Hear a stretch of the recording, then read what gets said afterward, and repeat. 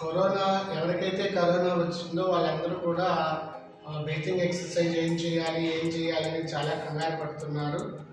Breathing exercise అనేటువంటివి ఎంతోమంది పూర్వకాలం నుంచి మన పెద్దలు చేసినటువంటివి. దాన్ని ఎలా చేయాలి ఏంటి అనేటువంటిది మీ అందరికీ అర్థమయ్యేట్టుగా చిన్న వీడియో అనేటువంటిది తీస్తున్నాం.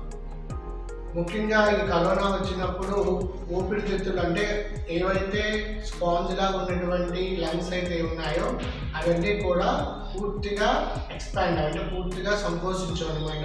ఆ సంకోచించడం కోసం మనం మామూలుగా గాలిని లోపలికి పీల్చుకోవాలి. ఈ యొక్క ఊపిరితిత్తులకు ముఖ్యమైన పని ఏంటంటే గాలిని లోపలికి పీల్చుకుని బయటకు వదలదు. ఇలా గాలిని లోపల పీల్చుకోవడం వల్ల ఏం జరుగుతుంది, లోపల ఉన్నటువంటి గాలిలో ఉన్న ఆక్సిజన్ ఊపిరితిత్తులు తీసుకున్నాయి. ఇది బేసిక్.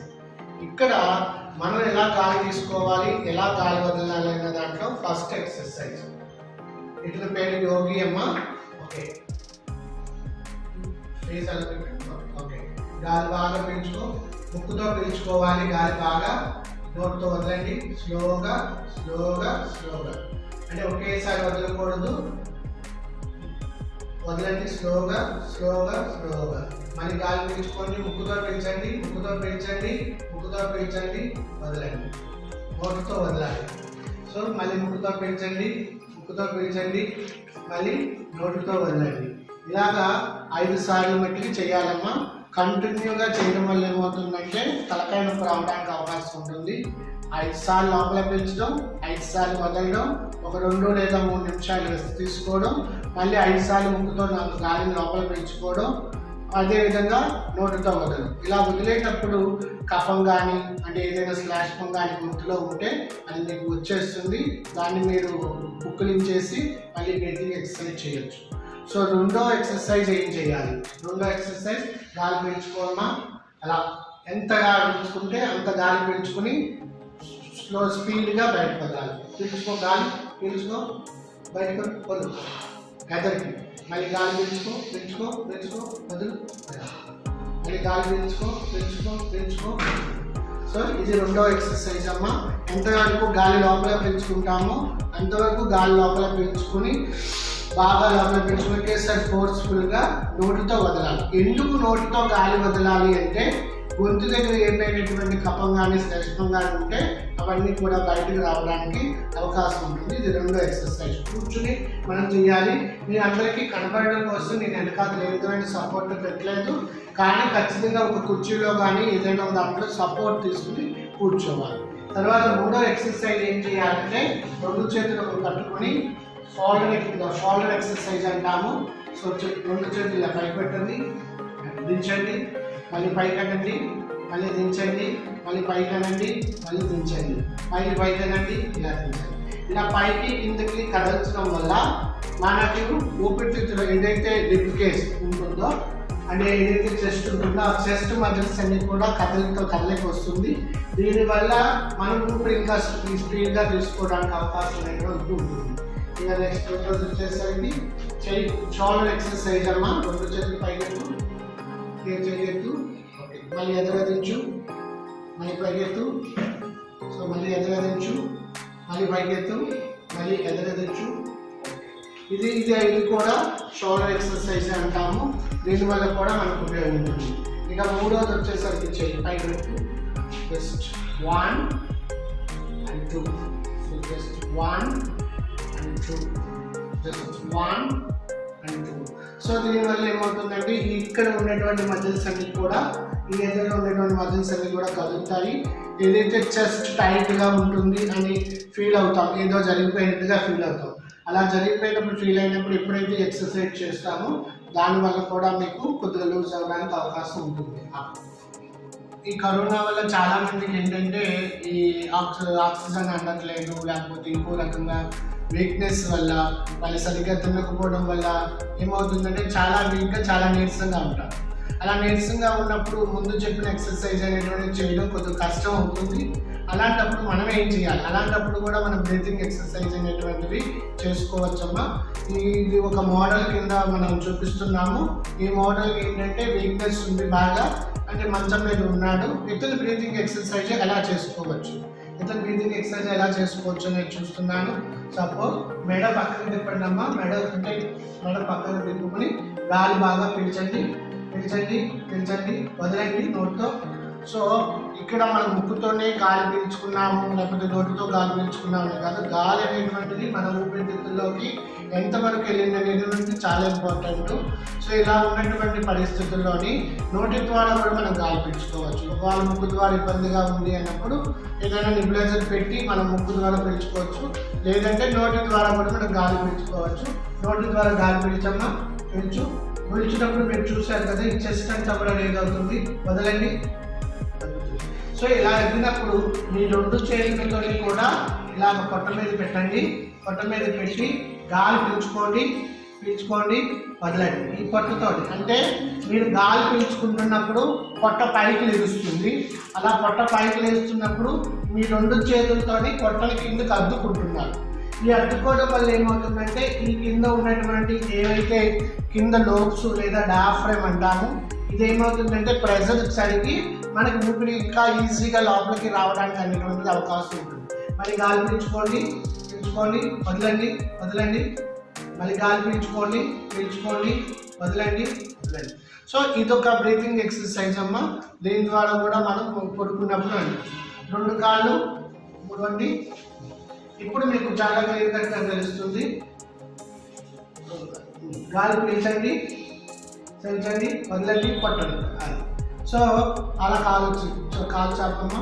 ఒక పుస్తకం అనుకోండి ఏదైనా, ఇది తెలియట్లేదు, ఈ ఎక్సర్సైజ్ మనకి కుదరట్లేదు, మనకి ఎలా చేయాలనేటువంటిది అర్థం కానప్పుడు ఏదైనా ఒక పుస్తకం లాంటిది తీసుకోండి, ఒక బరువైన లాంటిది, అంటే మీకు ఎంత సరిపోతుందో అంత, అంటే ఒక చిన్న పుస్తకం అవచ్చు, ఏదైనా అవ్వచ్చు.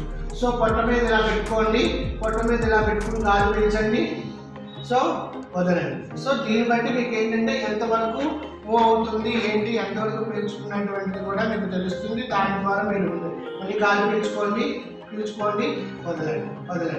సో ఇక్కడ దీని మీద ఉన్నటువంటి కొంత వెయిట్ ఏమో చేస్తుందంటే మీ పొట్ట మజిల్స్ మీద పనిచేసి ఇక్కడ మీకు ఏ విధమైన ఇబ్బంది లేకుండా చూస్తుంది. ఇది ఒక ఎక్సర్సైజ్. తర్వాత ఇలా మంచం మీద ఉన్నప్పుడు ఇలా కరోనా పేషెంట్స్ కానీ మంచం మీద ఉన్నప్పుడు ఏం జరుగుతుందంటే ఎక్కువగా కాళ్ళల్లో ఉన్నటువంటి వెయిన్స్ అనేటువంటి ఎక్కువగా ఎఫెక్ట్ అవుతున్నాయి. అది అప్పుడు ఏ విధమైన ఎక్సర్సైజ్ చేయాలనేది నేను ఇక్కడ మనం ముఖ్యంగా తెలుసుకోవాల్సింది ఏంటంటే కరోనా పేషెంట్లు ఎక్కువగా ఆయాసపడుతూ ఉంటారు. ఇలా ఆయాసపడేటప్పుడు వాళ్ళని మనం ఎలాగ ఆయాసం నుంచి వాళ్ళని మనం కొంతవరకు కంట్రోల్ చేయగలం, మనం సెల్ఫ్గా ఎలా కంట్రోల్ చేయగలం అనేది మనం తెలుసుకోవాల్సి ఉంటుంది. సపోజ్ దీనికి ఏమీ పెద్ద ఇబ్బంది లేదమ్మా, మన ఇంట్లోని ఒక 4-5 తలకాడు దిండ్లు ఉంటే ఇది సరిపోతుంది. ఇలా పడుకున్నప్పుడు గాలి తీసుకోవడం అనేటువంటిది ఇబ్బందిగా ఉంది, మీకు పడుకుంటే ఇబ్బంది అవుతుంది. ఇలా పడుకున్నప్పుడు దగ్గు వస్తుంది, కప్ప నోట్లోకి వచ్చినట్టు ఉంటుంది, ఇరిటేషన్ అవుతూ ఉంటారు. దీనివల్ల ఏమవుతుందంటే మనకి నిద్ర అనేటువంటి డిస్టర్బెన్స్ జరుగుతుంది. ఈ నిద్ర డిస్టర్బెన్స్ జరగడం వల్ల కూడా మనకి కొన్ని ప్రాబ్లమ్స్ రావడానికి అవకాశం ఉంటుంది. అలాంటప్పుడు మనం ఏం చేయాలి అనేటువంటిది మనం నేర్చుకుంటాము. మనం జాగ్రత్తగా ముందుగా మనం 45 degreesలో ఇందాకలా కూర్చోమన్నాము, అదేవిధంగా 45 degreesలోగా మనం చక్కగా తలగాడిని అరేంజ్ చేసుకుని ఇలా అరేంజ్ చేసుకోవచ్చు. సో అరేంజ్ చేసుకుని ఈ రకంగా మనం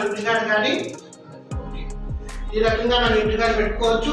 ఇక్కడ ఇంకొకటి ఏం చేయాలంటే ఏదైతే తలగాడిని ఉన్నాయో ఇలా మోకాలు చుట్టగా ఇలా ఇంకొక తలగాడిని ఉంచడం వల్ల కూడా ఈ పొజిషన్లో కూడా మనం పడుకోవడంటే మట్టికి ఈ ఊపిరి తీసుకోవడం అనేటువంటిది కొద్దిగా ఈజీగా అవుతుంది, కొద్దిగా బాగుంటుంది. సో ఈ పొజిషన్లో ఉండడానికి మనం ప్రయత్నం చేయాలి. ఇవన్నీ కూడా సివియర్గా ఎక్కువగా ఇన్ఫెక్షన్ ఉండి ఊపిరితిత్తులో ఉన్న వాళ్ళు ఈ రకమైన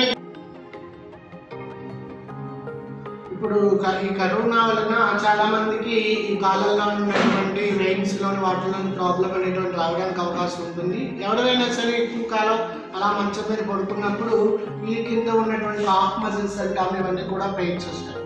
సో దీన్ని మనం ఎలా మెయింటైన్ చేయాలి ఏంటి, మన ఇంట్లో ఉన్నాము హోమ్ ఐసోలేషన్ ఎలా మెయింటైన్ చేయడం, ఒక టవల్ కానీ ఒక బెడ్షీట్ కానీ లేకపోతే ఏదైనా ఒక పిల్లో కానీ తీసుకోండి, దాన్ని ఇలా చక్కగా రోల్ చేసుకుని మీ యొక్క ఏదైతే చీలమంది ఉంటుందో ఈ చీలమంది అంటాము, దీన్ని యాంకిల్ జాయింట్ అంటాం, దీన్ని కింద పెట్టండి. సో కాలంతా కూడా ఒక రకమైనటువంటి ఎత్తులో వెళ్ళింది.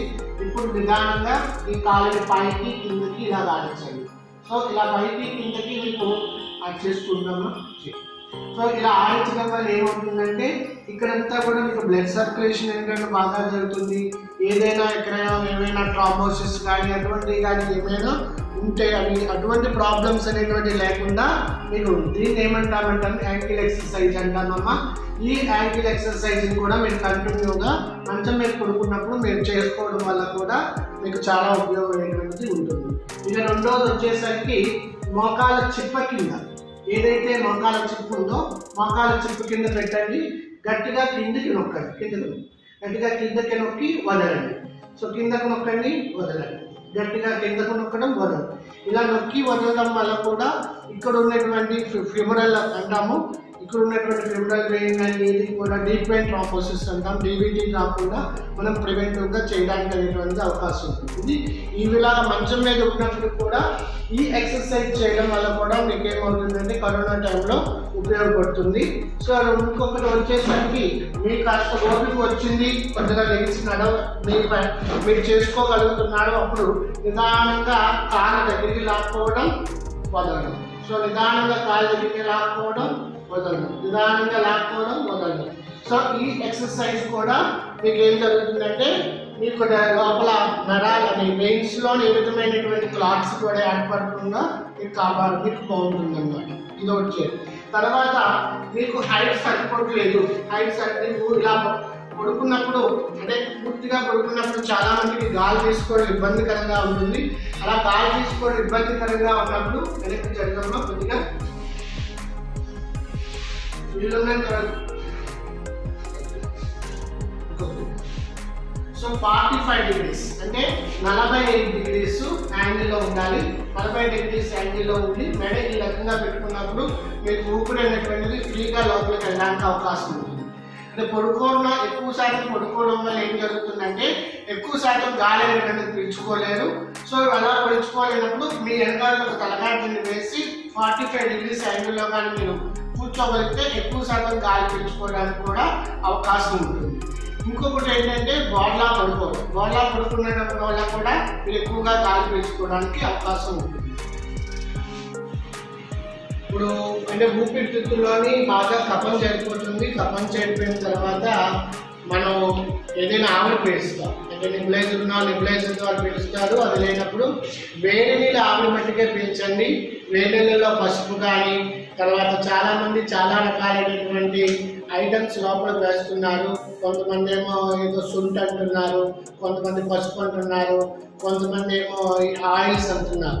ఇవన్నీ వెళ్ళడం వల్ల ఇటువంటి పరిస్థితులు ఏం జరుగుతుందంటే లోపల ఊపిరితిత్తుల్లో ఉన్నటువంటి చాలా స్మూత్ కణజాలం ఉంటుంది.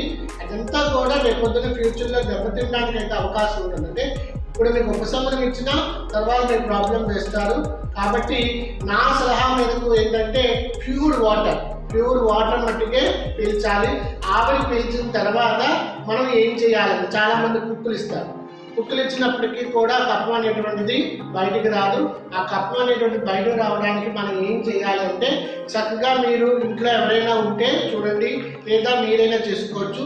మీ చేతిని బోలాగా పెట్టుకోవాలి. అంటే చక్కగా ఇలా బోలాగా పెట్టుకుని జస్ట్ మీకు అందినంత వరకు జస్ట్ ఇలా వైబ్రేషన్ లాగా మీరు చేసుకోవచ్చు. అంటే మీకు ఓపికంటే మీరు చేసుకోవచ్చు, లేదా ఇంట్లో వాళ్ళు ఎవరైనా ఉండేటప్పటికి ఇంట్లో వాళ్ళు చేసుకోవచ్చు. ఎక్కువ భాగం కింది భాగంలో చేయాలి. దీన్ని ఏమంటామంటే ఇలా బోలా ఇలా పెట్టి కొట్టకూడదమ్మా, ఇలా పెట్టాలి. ఇలా చెయ్యి ఈ రకంగా పెట్టుకుని ఇలా చేసుకోవాలి. ఎప్పుడైతే మీరు వేడి నీళ్ళు ఆవిరి పీల్చుకున్నారో ఆవిరి పీల్చుకున్న తర్వాత ఈ రకంగా మీరు చేసుకోవాలి. చేసుకున్నదంటే రెండు పక్కలా చేసుకోవచ్చమ్మా. అలా చేయడం వల్ల ఏమవుతుందంటే లోపల థిక్గా టైట్గా ఉన్నటువంటి కఫం అంతా కూడా లూజ్ అవుతుంది. ఇప్పుడు బ్రీతింగ్ ఎక్సర్సైజ్ చేయాలి. బ్రీతింగ్ ఎక్సర్సైజ్ చేయాలి అంటే డీప్గా గాలి పీల్చుకోండి. నోట్తో ఫోర్స్ఫుల్గా వదలండి. మళ్ళీ గాలి పీల్చుకోండి. నోట్తో ఫోర్స్ఫుల్గా వదలండి. అంటే గాలి వదిలేసాడు. ఇప్పుడు ఏమవుతుందంటే ఎప్పుడైతే మనం ఈ రకంగా చేసామో ఆ కఫం అనేటువంటి బయట రావడానికి అవకాశం ఉంటుంది. అయితే ఇక్కడ నుంచి బయటకు ఎలా వస్తుంది అన్నప్పుడు మనం ఏం చేయాలంటే మామూలుగా మనం తగ్గుతాం. తగ్గినప్పుడు అంటే తగ్గుతాం. ఆ తగ్గకుండా మనం ఏం చేయాలంటే తగ్గాలి. అంటే ఇక్కడెక్కడా కూడా ముయ్యకూడదు, నోరుని ముయ్యకుండా అని తగ్గాలి. అప్పుడు ఏమవుతుందంటే కఫం గొంతుకులో రావడానికి అవుతుంది. కఫ్చింగ్ కఫ్ కఫ్ కఫ్ ఇది కఫింగ్ అమ్మా. కఫింగ్ వల్ల ఏమవుతుందంటే మొత్తం అంతా కూడా చెస్ట్ మనం తగ్గి తగ్గి తగ్గి మనకి ఇదంతా కూడా నొప్పి వస్తుంది. ఈ నొప్పి వల్ల కూడా మనం కొంత భయపడతాం, తగ్గలేదు. అప్పుడు ఎలా తగ్గాలంటే హఫ్ హఫ్ అలా అంటే ఓపెన్ అని ఓపెన్ చేయాలి. ఓపెన్ చేయి. సో దీనివల్ల ఏమవుతుందంటే కఫం అనేటువంటి బయట రావడం అనేటువంటిది జరుగుతుంది. ఇక్కడ అనేటువంటి నొప్పులు అనేటువంటివి కూడా రాకుండా అవకాశం ఉంటుంది.